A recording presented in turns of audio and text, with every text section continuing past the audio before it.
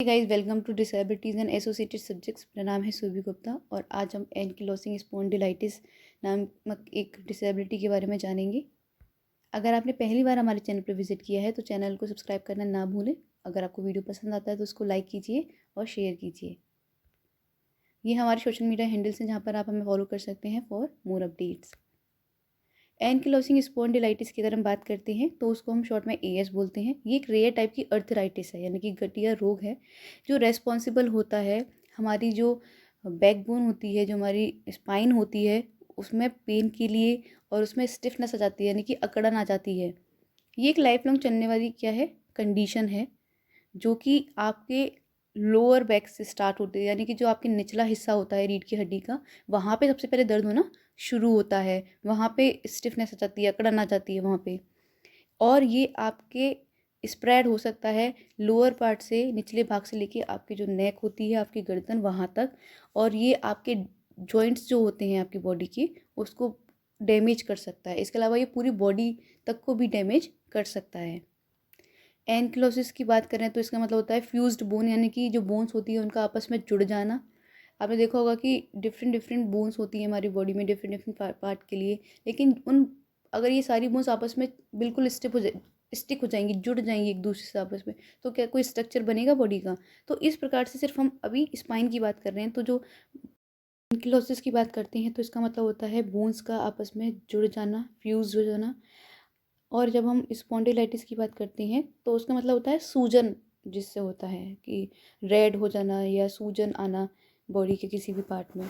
तो क्योंकि हम रीढ़ की हड्डी की बात कर रहे हैं तो उसमें क्या होता है, वर्टिब्रे होते हैं जो कि 33 होते हैं, जिसमें 24 ऐसी होती हैं जो मूवेबल होती हैं। हम अगर हम पिक्चर के थ्रू देखते हैं तो जो ये हिस्सा आपको दिख रहा है, जो जो आपको ये वाइट पार्ट इस साइड में जो आपको वाइट जो दिख रहे हैं बोन्स, वो क्या है, वर्टिब्रे हैं, जो कि रेस्पॉन्सिबल होती है हमारे जो हमारी बैकबोन है उसको मूव करने के लिए, ताकि हम झुक सकें, हम खड़े हो सकें, उसके लिए रेस्पॉन्सिबल होती है। बात करें तो अभी तक एएस का कोई भी मेडिकल स्पेसिफिक मेडिकल ट्रीटमेंट नहीं बना है, लेकिन हम मेडिकेशन के थ्रू या एक्सरसाइज के थ्रू इसको जो पेन है, जो दर्द महसूस होता है, उसको हम कम कर सकते हैं। जिन बच्चों को हिंदी में जानने की ज़रूरत है वो इसको भी वीडियो को पॉज करके पढ़ सकते हैं, क्योंकि ये हमारे बॉडी को क्या करती है, अफेक्ट करती है। तो जो हमारी बॉडी है वो आगे की तरफ हंच फॉरवर्ड, यानी कि आगे की तरफ झुक जाती है। तो आपको पता होगा जब हम सांस लेते हैं तो इजीली सांस अंदर बाहर हो जाती है, क्योंकि हमारी जो रीढ़ की हड्डी है, जो हमारा ये बॉडी का पार्ट है, वो फ्लेक्सिबल है। लेकिन जो ये सिचुएशन है इसमें क्या होता है कि बॉडी आगे की तरफ झुक जाती है। जैसे हम इस वीडियो के थ्रू समझेंगे, नॉर्मल स्पाइन जो होता है वो कुछ इस प्रकार दिखता है। ये आपको दिख रहा होगा, यहाँ पे ये वर्टिब्रे हैं। और जो जब ये प्रॉब्लम शुरू होना स्टार्ट होती है तो जो ये हैं वो आपस में एक दूसरे के नज़दीक आने लगते हैं, और जो ये बीच वाला पार्ट होता है उसके आसपास इधर ये स्वेलिंग आना शुरू हो जाती है, रेड हो जाता है ये एरिया पूरा। और एक वक्त जब ये सीवियर लेवल पे होता है, जब ये सीवियर लेवल पे होता है तो क्या होता है, ये आपस में, ये आप देख रहे हैं ना, ये आपस में जुड़ जाते हैं और ये स्टिफनेस आ जाती है इसमें। हमारी जो बैकबोन है वो फ्लेक्सिबल नहीं रहती, आड़ी टेढ़ी हो जाती है, इसकी शेप चेंज हो जाती है। आप यहाँ देख सकते हैं, यहाँ पे फ्यूज़न हो चुका है। यहाँ पे को लिखा हुआ है इन्फ्लेमेशन, यानी कि यहाँ सूजन आ रही है, यहाँ पे रेड हो रहा है पूरा, फ्यूज़न हो चुका है। यहाँ पे ये थर्ड वाली जो पिक्चर है उसमें ये हड्डी आपस में मिल चुकी है। सिम्टम्स की अगर हम बात करते हैं तो आपके जो लोअर बैक है उसमें पेन आपको फील होगा, स्टिफनेस आपको महसूस होगी उसमें।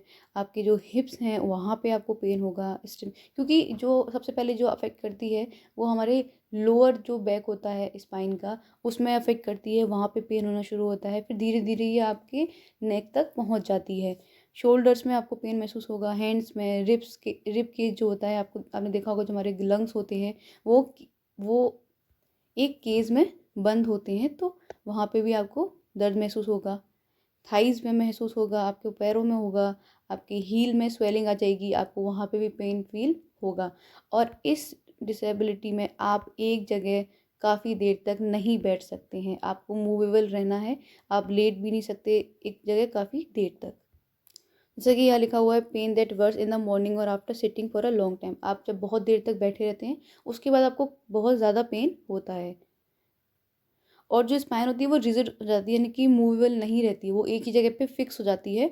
तो जो आपका जो बॉडी होता है वो आगे की तरफ झुक जाता है। आपने देखा होगा झुके हुए लोग होते हैं, उनकी जो बैकबोन होती है वो उभरी हुई होती है पीछे से, जैसे कभी कभी हम कुब्बड़ भी जिसको कहते हैं। तो टोटल बहुत ज़्यादा इतना शो नहीं होता, लेकिन वो कहीं ना कहीं आपके शरीर को झुका देती है, जिससे कि आपको सांस लेने में प्रॉब्लम होती है।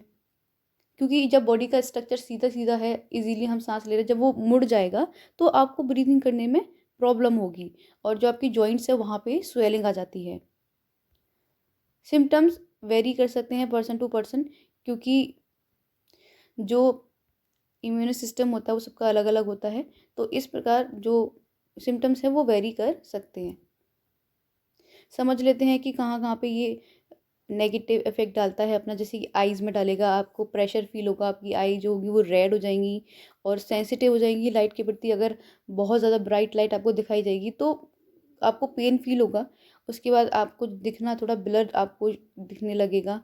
जॉ को अफेक्ट करता है, पेन होने लगता है। नेक तो मैंने आपको पहले ही बताया कि लोअर बैक स्पाइन से आपके नेक तक पेन महसूस होता है। रिब केस मैंने आपको बताया, तो लंग्स में भी आपको प्रॉब्लम होगी, क्योंकि लंग्स में प्रॉब्लम है तो आपको सांस लेने में प्रॉब्लम होगी। हार्ट प्रॉब्लम इसमें हो सकती है। उसके बाद स्पाइन में फ्लेक्सिबिलिटी खत्म हो जाती है, क्योंकि जो बोन्स होती हैं वो आपस में फ्यूज हो जाती हैं, जुड़ जाती हैं। तो फ्लेक्सिबिलिटी क्यों है? क्योंकि वो जुड़ी हुई नहीं है और बीच में एक पोर्शन है जिसकी वजह से वो फ्लेक्सिबल हैं। लेकिन जब वो पोर्शन ही ख़त्म हो गया, आपस में हड्डियाँ जुड़ गई, तो रिजिडनेस आ जाती है। हड्डी जो होती है हमारी रीढ़ की, वो फ्लेक्सिबल नहीं रहती है, वो फिक्स हो जाती है एक तरीके से। इसके बाद अगर इस तरीके की डिसेबिलिटी होती है तो किस किस तरीके के कॉम्प्लिकेशंस आ सकते हैं, क्योंकि ये हमारे पेन के लिए रिस्पॉन्सिबल होता है। ये सूजन ले आता है हमारी बॉडी में, जिससे कि हमारी स्पाइन जो होती है, क्योंकि स्पाइन में भी ये स्पाइन के लिए ही प्रॉब्लमेटिक है, जो उसको रिजिड बना देता है, मूवेबल नहीं रहने देता। तो क्या होता है कि जो वर्टिब्रे होती हैं वो वीक हो जाती हैं, जिसकी वजह से क्या होता है कि जो बोन्स होती है वो डैमेज हो जाती हैं, आपस में टूट जाती है, ब्रेक हो जाती है, फ्रैक्चर हो जाता है उसमें। तो जब अगर आपकी किसी बोन में फ्रैक्चर हो जाता है तो वो क्या करती है, इरिटेट करती है उसकी जो आसपास की मसल्स होती हैं। तो वो बहुत ज़्यादा पेनफुल सिचुएशन हो जाती है, क्योंकि ये लोअर हमारे स्पाइन को अफेक्ट करती है। तो हमारा जो कंट्रोल होता है ब्लैडर पे वो ख़त्म हो जाता है, तो टॉयलेट वगैरह में भी दिक्कत आती है। आइज़ की बात करते हैं तो 40% जो लोग हैं जिनको एएस है उनको आई की प्रॉब्लम होती है। इसके अलावा हार्ट में आपको पता है वॉल्व्स होते हैं ब्लड को सर्कुलेट करने के लिए, प्योर और इम्प्योर ब्लड को अलग रखने के लिए। तो क्या करती है ये जो एएस टाइप की जो डिसेबिलिटी है, वो वॉल्व को डैमेज कर देती है, उसकी जो फंक्शनिंग होती है उसको अफेक्ट करती है, जिससे कि हो सकता है कि जो ब्लड आगे की तरफ जा रहा हो उसको वो पीछे की तरफ भी कर दे। तो क्या होता है कि मतलब फंक्शनिंग को डिस्टर्ब कर देती है। जब फंक्शनिंग आपकी बॉडी की किसी भी पार्ट की डिस्टर्ब होती है तो वो आपको अफेक्ट करती है। जिनको एएस होता है, एएस डिसेबिलिटी होती है, उनको इस कुछ प्रकार के कैंसर भी हो सकते हैं, जैसे कि बोन कैंसर हो सकता है, प्रोस्टेट कैंसर हो सकता है, जो कि मेल्स होते हैं उनके जो प्राइवेट पार्ट होता है उसका कैंसर होता है, कोलोन कैंसर हो सकता है, पेट का जो कैंसर होता है जो कि महिलाओं में होता है। तो ये सारी चीज़ें उनको, इस तरीके के कैंसर उनको हो सकते हैं। अगर एएस के कॉजेज़ के बारे में बात की जाए तो रिसर्चर अभी तक नहीं पहचान पाए हैं कि एएस का वास्तविक कारण क्या है, लेकिन उनके अनुसार उन्हें लगता है कि जो जीन होते हैं उनकी उसकी वजह से हो सकता है। जिनके अंदर एएस पाया गया है उनके अंदर जीन होता है जो कि एक प्रकार का प्रोटीन बनाता है, HLA-B27। ये जो प्रोटीन है वो हमारी बॉडी में अगर है तो वो क्या करता है कि इम्यून सिस्टम को एक जो बॉडी के जो बैक्टीरियाज हैं कॉमन उन पे अटैक करने के लिए कहता है। हमारी ही बॉडी के जो बैक्टीरियाज हैं कॉमन उन पर अटैक करने के लिए कहता है। और जब वो इस तरीके की चीज़ें प्रोसेस होती है तो एएस के सिम्टम्स नज़र आते हैं, होता है या किस उम्र के दायरे में होता है, तो रिस्क जो होती है इस डिसेबिलिटी को लेके ज़्यादा होती है। तो हम बात करते हैं सेक्स की, यानी कि जो मेल में जो ये डिसेबिलिटी होती है वो ज़्यादा देखने को मिलती है महिलाओं की अपेक्षा। अगर हम रेशियो देखें तो 3:1 होता है, यानी कि अगर 3 आदमियों को है ये डिसेबिलिटी तो वहीं एक औरत को होगी। जो मेल होते हैं उनमें ये बहुत जल्दी देखने को मिलती है और बहुत ज़्यादा दर्द देने वाली होती है, जबकि महिलाओं में ये बहुत माइल्ड लेवल की होती है। अगर एज की बात करें तो ये 18 से पहले हो जाती है, अधिकतर देखा जाता है। और अगर एक रेंज देखी जाए तो 18 से 30 के बीच में होती है। अगर ये 18 से पहले होती है तो बहुत ज़्यादा वर्स्ट सिचुएशन आ जाती है।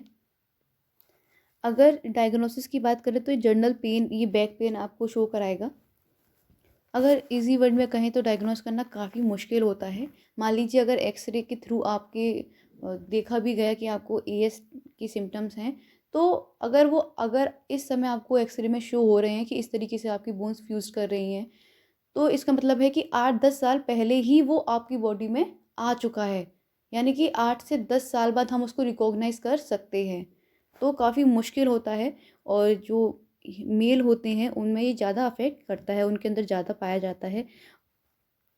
डॉक्टर, क्योंकि कोई स्पेसिफिक टेस्ट नहीं बना है, तो डॉक्टर फिजिकल एग्ज़ाम करके, आपका ब्लड टेस्ट करके, सिम्टम्स के बेसिस पे इसको रिकॉग्नाइज़ कर सकता है।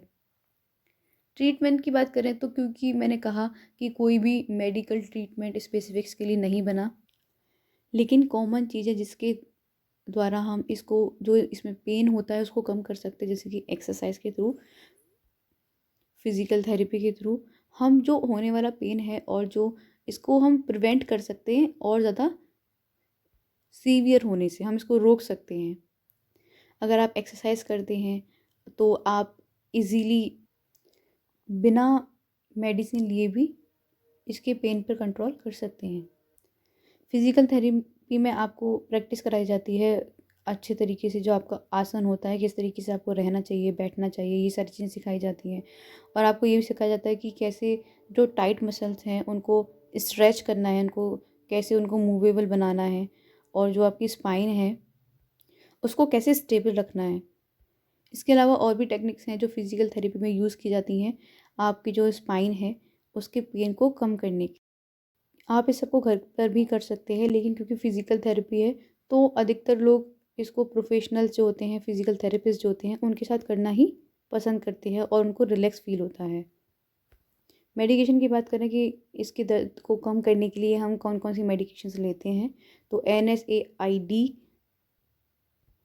Non steroidal anti inflammatory drugs, जैसे कि इसके अंदर इंडोसिन मेडिसिन आती है। लेकिन मेडिसिन लेने से ये प्रॉब्लम है कि कॉम्प्लिकेशन ज़्यादा हो जाते हैं, साइड इफ़ेक्ट ज़्यादा हो जाते हैं। आप किसी भी तरीके के मेडिसिन लेते हैं, ईएस जो डिसेबिलिटी होती है उसमें, तो वो हमेशा हार्म पहुंचाती है, उसके साइड इफ़ेक्ट बहुत ज़्यादा होते हैं। तो इससे अच्छा है कि हम जो एक्सरसाइज है, जो फिज़िकल थेरेपी है, उसके थ्रू ही इसको सही करने की या फिर इसको प्रिवेंट करने की कोशिश करें।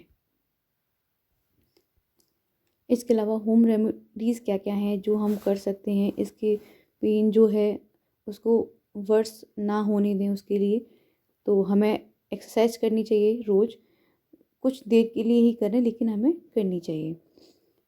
हमारा जो वेट है वो हेल्थी होना चाहिए, ताकि हमारी जो मसल्स हैं उन पे स्ट्रेस ना पड़े। हमारी डाइट है वो ओमेगा 3 लेस होनी चाहिए, ताकि हमारी बोन्स में बहुत ज़्यादा प्रॉब्लम या स्ट्रेस ना आए। हमें स्मोकिंग नहीं करनी चाहिए, क्योंकि जिनके अंदर ये चीज़ है, ये डिसेबिलिटी है, और अगर वो स्मोकिंग वगैरह करते हैं या भी किसी प्रकार का भी सेवन करते हैं जो हार्मफुल होता है बॉडी के लिए, तो ये सिचुएशन बहुत ज़्यादा वर्स हो जाएगी, क्योंकि ये लाइफ टाइम चलने वाली एक डिसेबिलिटी है। इसकी कोई भी क्योर नहीं है, मेडिकल कोई भी ट्रीटमेंट अभी तक नहीं है। तो जो सिचुएशन है वो बहुत ज़्यादा ख़राब हो जाएगी जब वो इंसान बूढ़ा होगा या फिर अपनी ओल्ड एज में आएगा। मैनेज करें अपने स्ट्रेस को काउंसलिंग के थ्रू, मेडिकेशन के थ्रू, मेडिटेशन के थ्रू, योगा के थ्रू। जो आपकी स्टिफ जॉइंट्स हैं, जो बहुत ज़्यादा मूवेबल नहीं हैं, आप वहाँ पे सिकाई करें, है ना। और आपकी जो टाइट मसल्स हैं, जो स्टिफ जॉइंट्स हैं, वहाँ पे आप क्या करें, सिकाई करें वहाँ पे, ताकि वो चीज़ थोड़ी सी फ्लेक्सिबल होने की कोशिश में हो। तो इसी के साथ इस वीडियो को ख़त्म करते हैं। Thanks for listening. If you like the video please share.